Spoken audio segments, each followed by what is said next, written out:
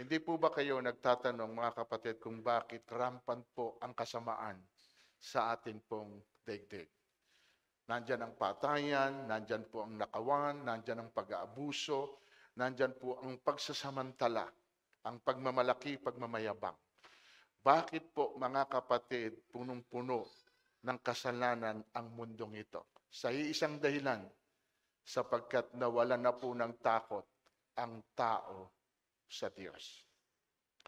Dahil kung ang tao po ay nananatiling may takot sa Panginoon, wala po sigurong ganito tayong mararanasan. Wala tayong makikita na ganitong klase ng karahasan sa atin pong daigdig o sa atin pong lipunan. So mga kapatid, at dahil nga po nawala na ng takot ang tao sa Diyos, kalaki po nito, nawala na rin po yung pong blessing, yung pong privilege na dapat po ay para po sa atin doon sa mga tao na may takot sa Panginoon, nawala na rin po ito sa bawat isa. At ang message po natin ngayong umaga ay pinamagatan ko pong fear of God. Fear of God. Very basic, kapatid. Pero ito po yung nawawala. Ito po yung pinakamatinding susi na hindi po dapat mawala sa buhay po ng bawat isa. So ano po ba ang dulot sa atin ng pagkatakot sa Diyos? Gusto kong makita po natin ito. Not simply fear of God, kundi ano po ba yung dulot nito sa atin? Sabi sa Kawikaan 8:13a, o sa kabuuan po, ang takot kay Yahweh ay naglalayo sa kasamaan. Ako'y namumuhi sa lahat ng kalikuan, sa salitang baluktot at sa diwang kayabangan. So nakita po ninyo, mga kapatid, based dito sa text na ito, ang naglalayo po sa tao sa kasamaan ay ang takot saan? Sino po ang gagawa ng kasamaan kung ang bawat isa ay may takot sa Diyos? When I say takot, yung totoo pong takot. Hindi po yung nagtatakot-takutan lang. Kasi alam nila kung ano ang pwedeng mangyari sa kanila, bunga ng kanilang kasamaan. Amen po. Imagine kung lahat po tayo, mag-isip kayo, lahat po ng tao sa mundong ito, lahat ay may takot sa Diyos. Sino mag-iisip ng masama? Sinong gagawa ng hindi tama? Sino ang mananakit sa iyo? Sino ang magsasamantala sa iyo? Sino ang aabuso sa iyo? Meron po ba? Definitely wala. Amen? Kasi halos lahat tayo ay mayroong takot sa Diyos. Saan daw namumuhi ang Panginoon? Saan namumuhi? Sa kalikuan. Saan pa, mga kapatid? Sa salitang baluktot. Saan pa, sa tingin ninyo? Okay? Sa diwa ng kayabangan. Sa tingin nyo, sino ang gagawa niyan? Yun lamang taong walang takot sa Diyos. Yun po yung difference doon. Amen? At alam natin yung pong bunga ng Santong Espiritu. Hindi na po natin ito iisa-isahin dito. Pero kung gusto po ninyong makita kung anong katangian meron kapag sumasa atin ang banal na Espiritu, nandun po yung sa Galatia 5:22. Pero tuloy po natin yung ating pag-aaral. Kawikaan 16:6, sa pamamagitan ng katapatan at katotohanan ay napagbabayaran ang kalikuan. At sa pamamagitan ng takot sa Panginoon ay umiiwas ang tao saan? So tingnan po ninyo, ano po ang nagdadrive sa isang tao para umiwas po siya na makagawa ng masama? Takot sa Diyos. At tingnan din po ninyo yung pong sinabi rito na sa pamamagitan ng katapatan at katotohanan na pagbabayaran ang kalikuan. Ang ibig sabihin po nito, kung tayo man daw po ay namumuhay ngayon sa kalikuan, maitatama pa rin po ito sa oras na tayo po ay magkaroon ng takot sa Diyos. Amen. Kasi dito po nagsisimula na tayo ay mamuhay ng tapat at may katotohanan. Dahil meron po tayong isang Diyos na kinatatakutan. At sino yung Diyos na kinatatakutan natin?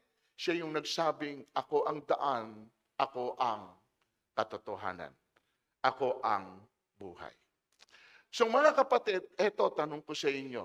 Sana ito rin ang magiging sagot nyo. Sa palagay nyo, bakit pinipilit natin na huwag magkasala? Hindi ko alam sa inyo, pero ako personally, bakit po pinipilit natin kahit papano, kahit mapakahirap? Kasi ito po ang alam ko eh. Madaling magkasala, pero mahirap gumawa ng mabuti. Parang mas madali ang gumawa ng masama kaysa sa gumawa ng mabuti. Amen? Okay, now, bakit po mga kapatid, nagpipilit tayo na huwag gumawa ng kasalanan? Dahil may takot tayo saan? Bakit kahit nahihirapan tayo sa ginagawa natin, pinili pa rin natin ang sumunod at maglingkod? Dahil may takot tayo sa Diyos. Bakit hindi natin magawa na lumayo at tumalikod sa Diyos? Bakit? Dahil meron pa rin tayong takot sa Diyos.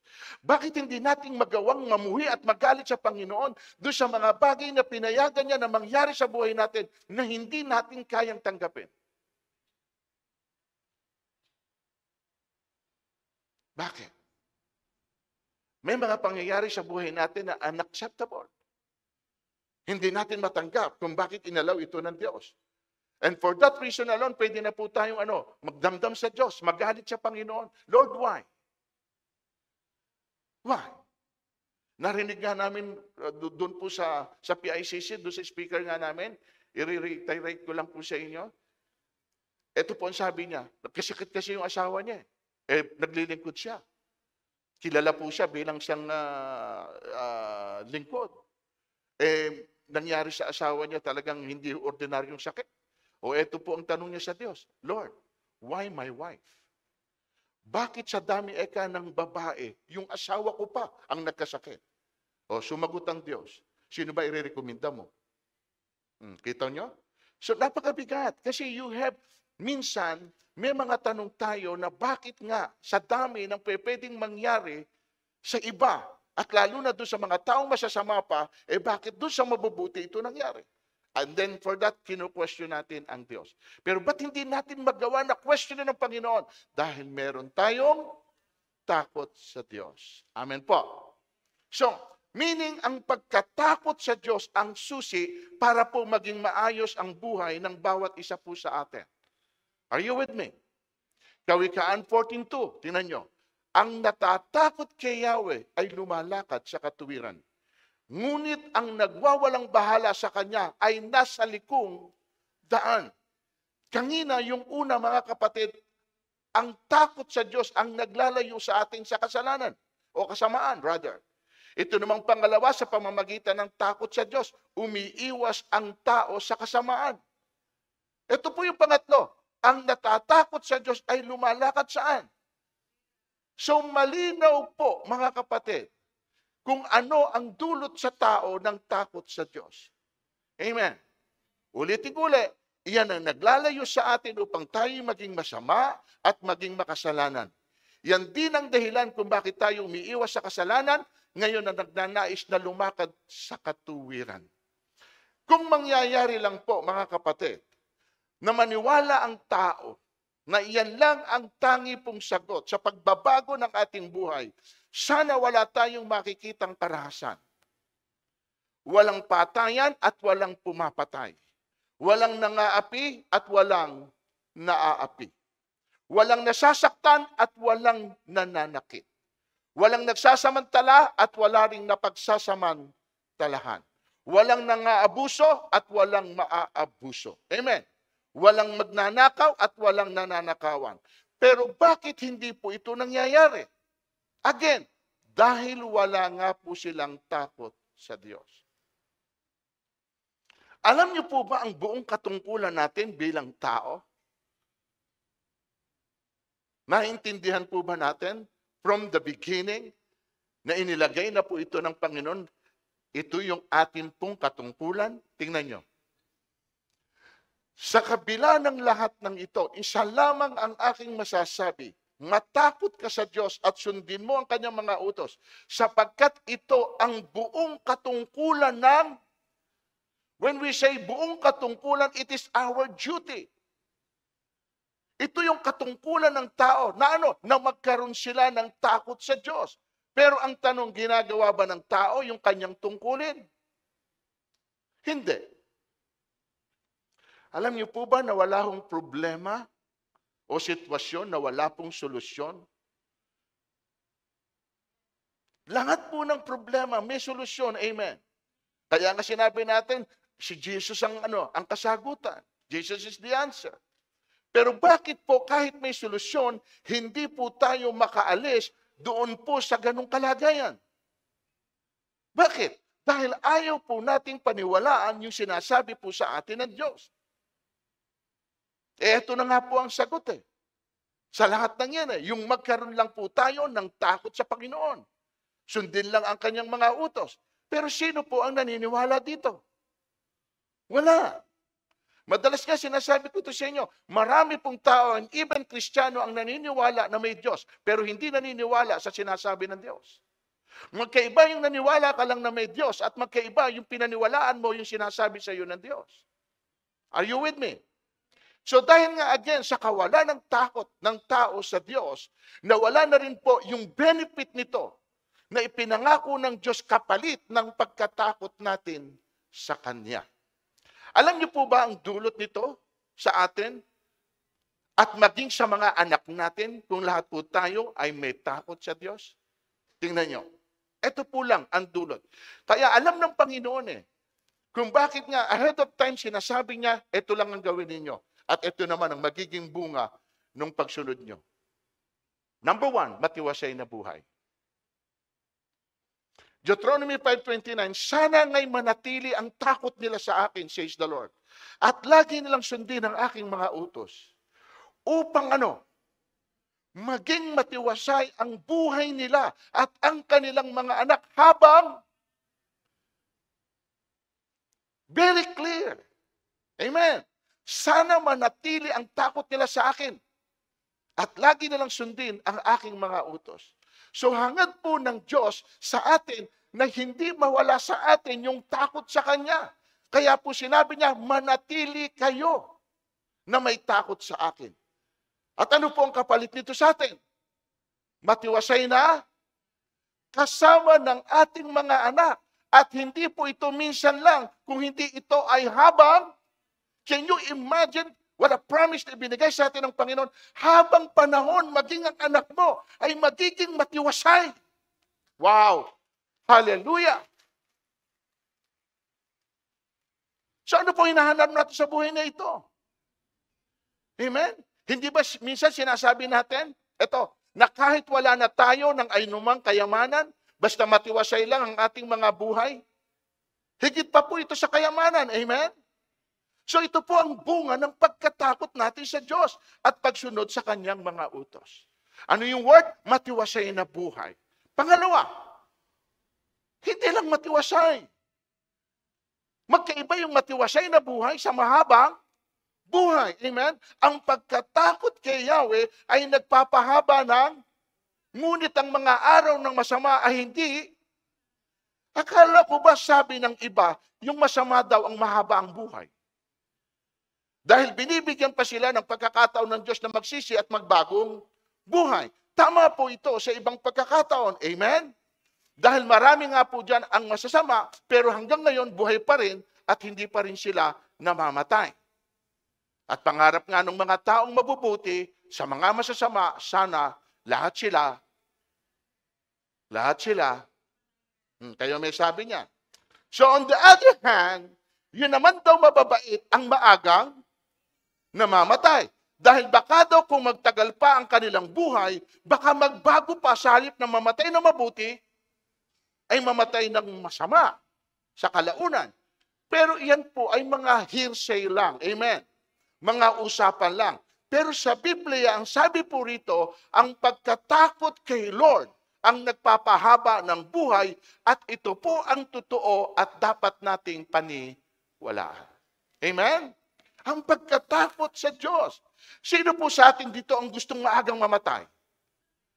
Wala di po ba? Amen? Kaya nga minsan kahit may edad na mga magulang natin, pinipilit pa rin natin silang mabuhay ng matagal.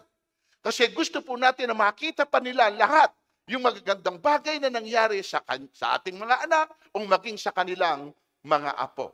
Amen. At ang sikreto po pala ng mahabang buhay ay pagkatakot saan? Yun lang po. Dahil alam ko mga kapatid, kapag meron tayong takot, susundin natin lahat ang kanyang mga inuutos. Tama po? Utos na Bishop? Yung mag-ingat tayo sa ating mga kinakain. Huwag tayong magbibisyo. Ano pa? Lagi tayong mag-exercise. Ano pa? Matulog ng maaga at huwag magpupuyat. At marami pang iba na siya namang gagamitin din ng Diyos para humaba po ang ating pong buhay. Pero sinong sumusunod sa Kanya? Sa sinasabi po niyang ito? Wala. Tingnan nyo. Sarap kumain. Kahit hindi na tama, kain pa ng kain. Kain naman ng kain, ayaw naman nating mag-exercise. So wala pong sumusunod sa sinasabi sa atin ng Diyos. Dahil kung talagang tayo ay naniniwala sa Kanyang sinasabi at susunod tayo doon, mapakaraming magagandang bagay ang mangyayari. At maraming hindi magagandang bagay sana ang hindi nangyari na naiwasan natin kasi nga iyon ang sinabi sa atin ng Diyos. So ano yung una? Matiwasay na buhay. Ano yung pangalawa? Ano yung pangatlo? Magkakaiba ito. Amen. Mahaba nga ang buhay mo, hindi naman maayos. Mahaba nga ang buhay mo, hindi naman matiwasay. Amen? So sabi diyan, kung mamumuhay kayong may takot kay Yahweh, kung maglilingkod kayo sa Kanya at susundin ang Kanyang kalooban, kung hindi nyo lalabagin ang Kanyang mga utos, at kung kayo at ang inyong mga hari ay susunod kay Yahweh na inyong Diyos, magiging maayos ang inyong pamumuhay. Pangako po niya ito sa atin na magiging maayos ang ating pong buhay. Amen. Lalo na po kung bawat namumuno ay meron din pong takot sa Diyos. At ito po ang pinakamagandang pwedeng mangyari sa atin bilang mga mamamayan, bilang mga isang pamilya. Kapag sinabing maayos, wala pong kaguluhan. Amen?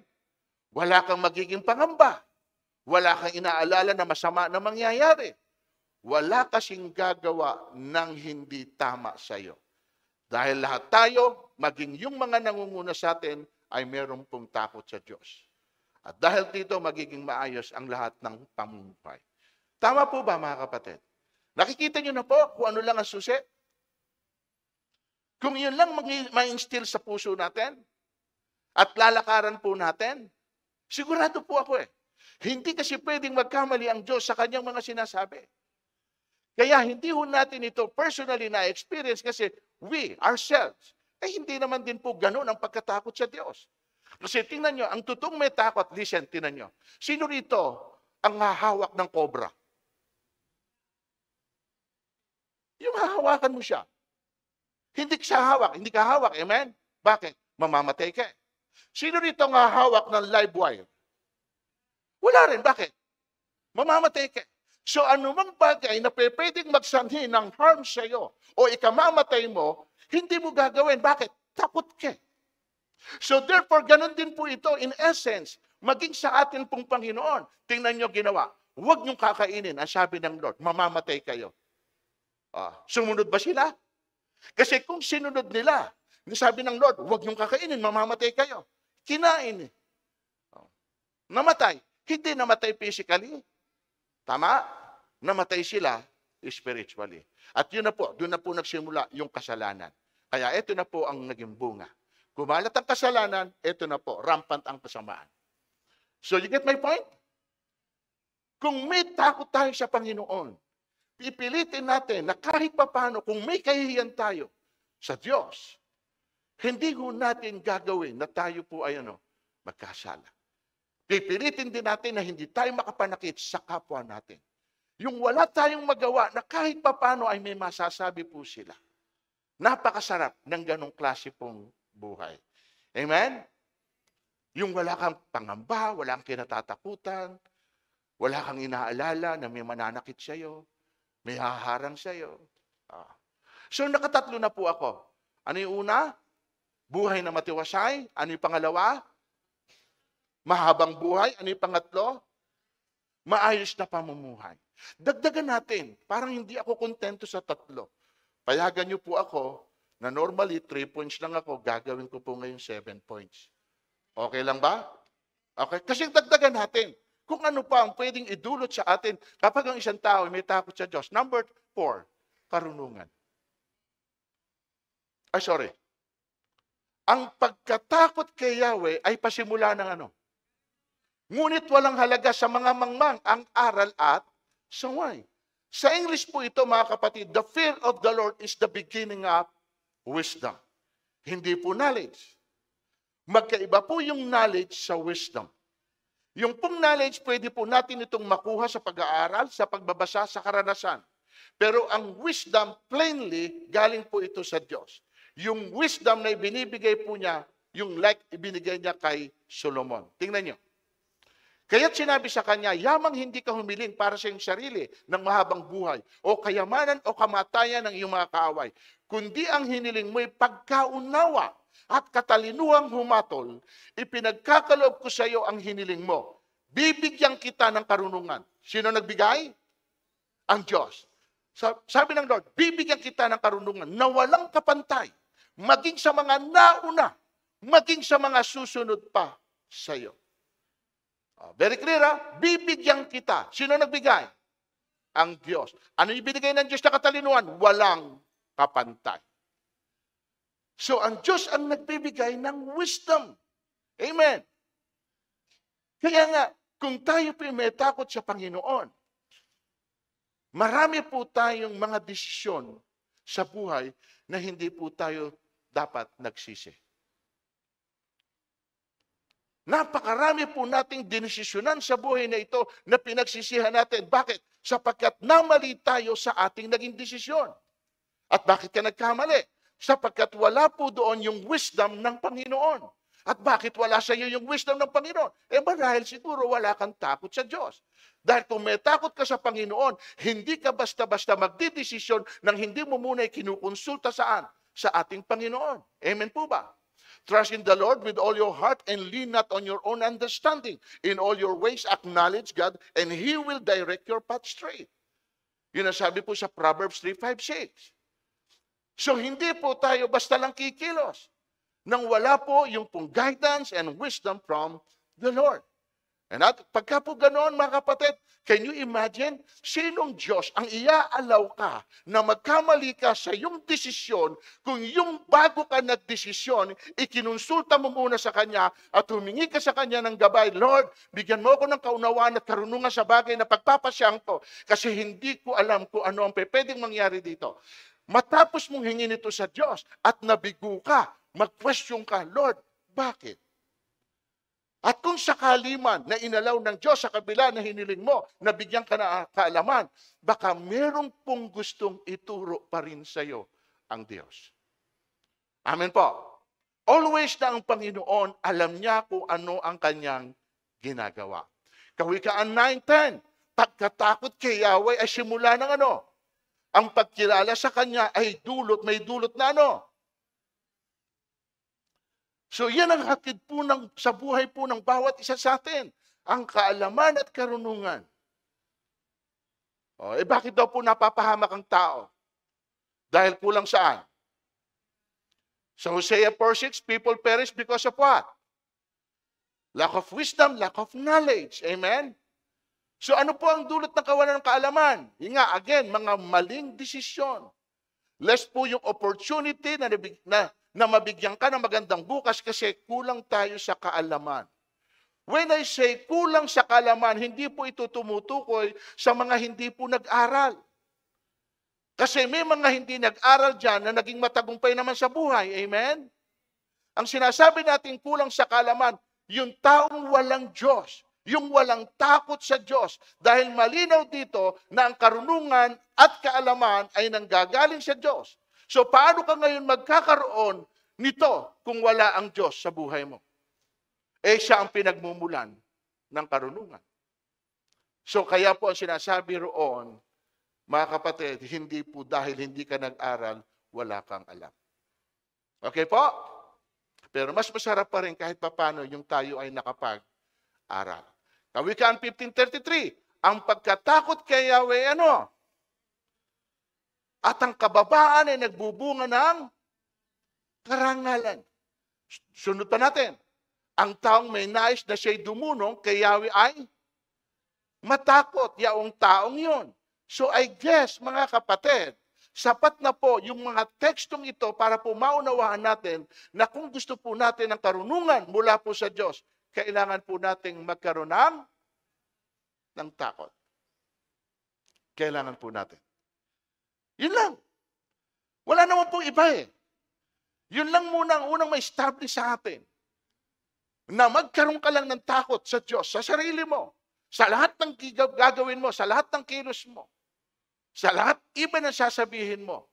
Lagi mo ikinukonsider, yung ba sasabihin ko, magugustuhan ng Diyos. Yung bang ikikilos ko ay kasalanan laban sa Diyos. Anything na may kaugnayan po sa atin at sa Diyos, palagay ko, pag na-establish po yan, napakaganda ng maaaring mangyari sa buhay po ng bawat isa po sa atin. Amen? So, ano pang hatid nito sa atin? Meron po itong Kawikaan 3:7, tingnan nyo. Huwag mong ipangahas ang iyong nalalaman. Matakot ka sa Diyos, lumayo saan? So, ibig sabihin, hindi yung kaalaman natin ang maglalayo sa atin sa kalikuan. Amen? Kung hindi yung pagkatakot natin sa Diyos ang maglalayo sa atin. At kapag nangyari po yan, tingnan po ninyo kapalit ito sa atin. Verse 8, basahin nyo. Sa gayon, di nyo nakita? Sa gayon. Ibig sabihin, kung magkakaroon tayo ng takot sa Diyos at makakaiwas tayong gumawa ng liko, ito pangako niya. Ano pangako niya? Ikaw ay lalakas at magiging mawawala ang gagaling ang iyong. Kung malakas ka at matatag at gagaling ang iyong sugat, hindi ho ba hahaba ang iyong buhay? O, yan po ang bunga ng pagkatakot sa Panginoon. Amen? O, nakakailan na tayo? Ilan na? O, gusto nyo to be continued na lang? Tapusin na natin ngayon. May 3 pa eh. Gusto nyo na talagang tapusin? O putulin na natin? Sa lahat po ng gustong putulin na. 5, kapayapaan. Ang pagkatakot kay Yahweh ay nagdudulot ng ano? Kapayapaan. May hatid na katatagan sa buong sambahayan. Ang pagkatakot kay Yahweh ay bukal ng buhay. At ang taong meron ito, malayo saan? Hakita nyo kapatid? Having peace of mind.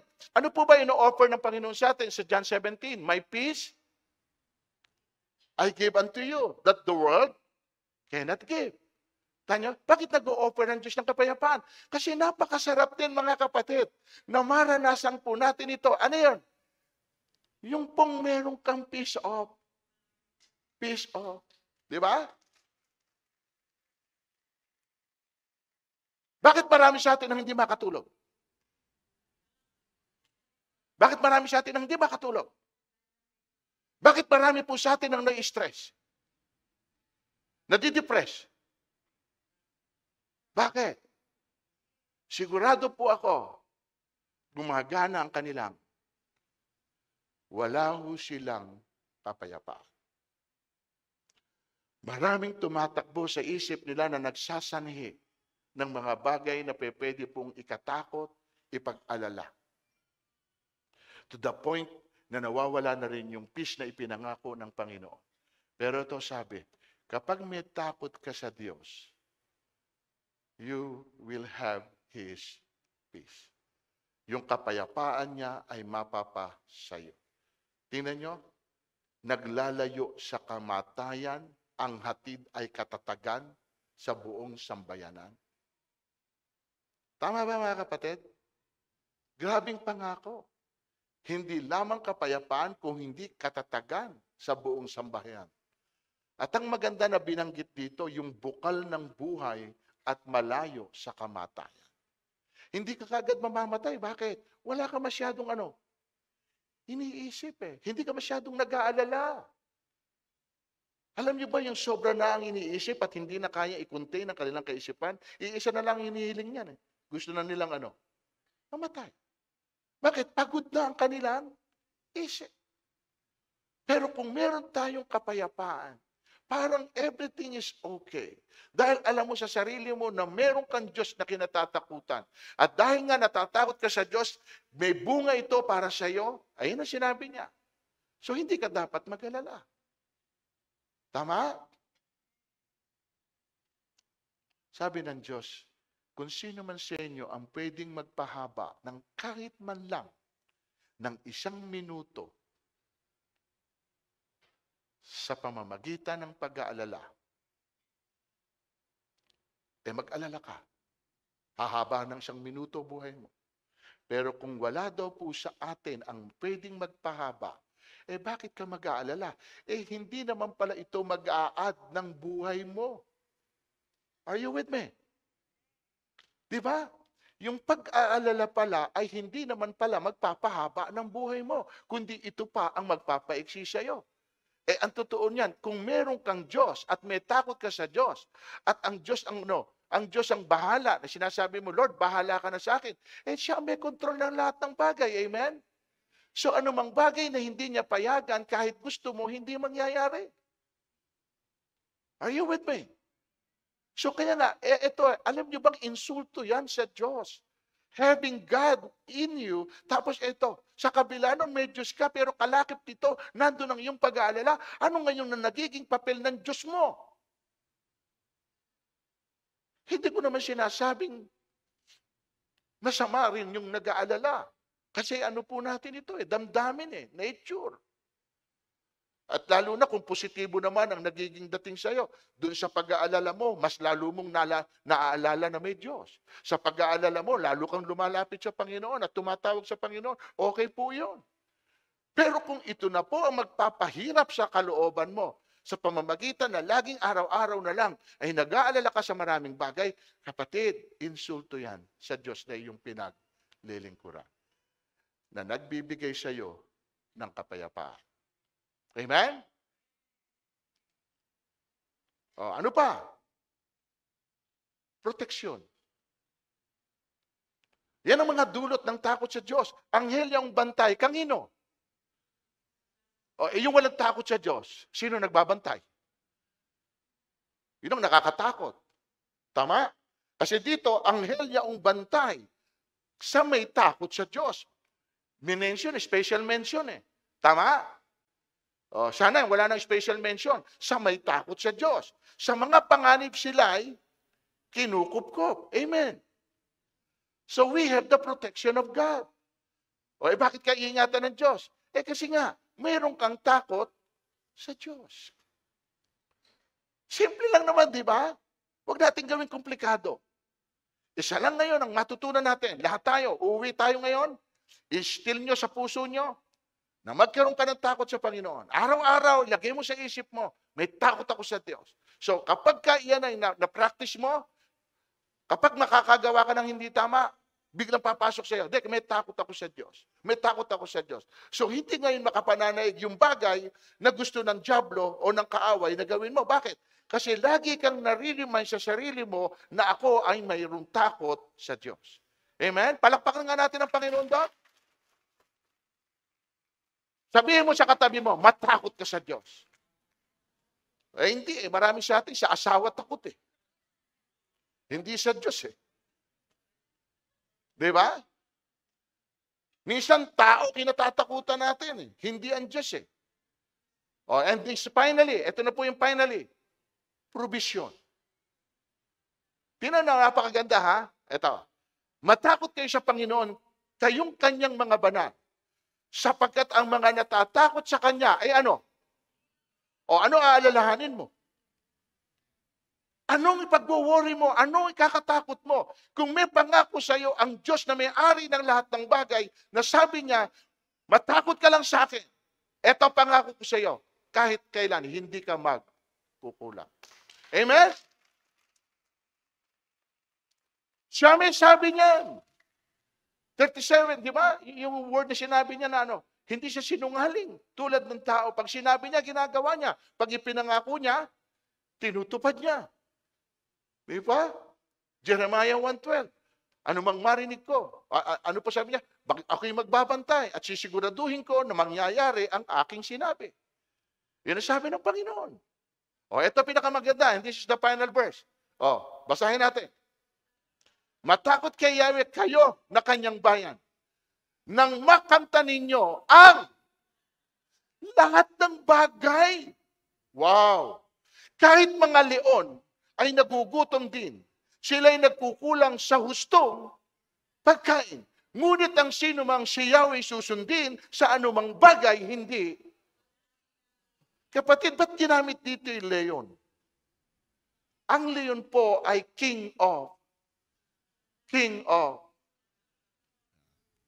At kapag ka ikaw ang king, hari ka, aba kapatid, lahat siyempre, takot sa'yo.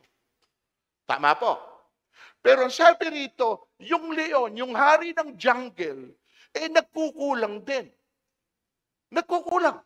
Pero ang promise dito ng Panginoon, kung daw tayo ay susunod at magkakaroon ng takot sa Kanya, hindi lang po bibigay sa atin ang lahat ng bagay, kundi hindi tayo kukulangin sa anumang bagay. Amen. At ang susi lang noon ay ano? Pagkatakot lang sa Diyos. Yun lang. Walang iba. Sapagkat kasunod na po ang lahat ng bagay. Kapag kami takot ka sa Panginoon, everything follows. Hindi mo gagawin ang isang bagay na masama. Hindi mo i-oppose ang kalooban ng Diyos. Neither hindi mo dadayain din ang Panginoon. Maraming magagandang bagay na ang kasunod, pero ang kailangan mo nang mauna ay yung takot. Dahil kapag wala yung takot, ano ang pwedeng mangyari? Wala. Kahit na po sa tingin nyo, ginagawa natin ang ganitong mga bagay, kung wala po yung takot natin sa Diyos, wala rin po itong saysay. Amen? Ulitin ko, very basic. Pero nawa, ito ang iuwi ninyo. Manatili man lang sana sa isip nyo, sa puso nyo, na bilang anak ng Diyos, magkaroon kayo ng takot. Tayo pong lahat ay tumayo.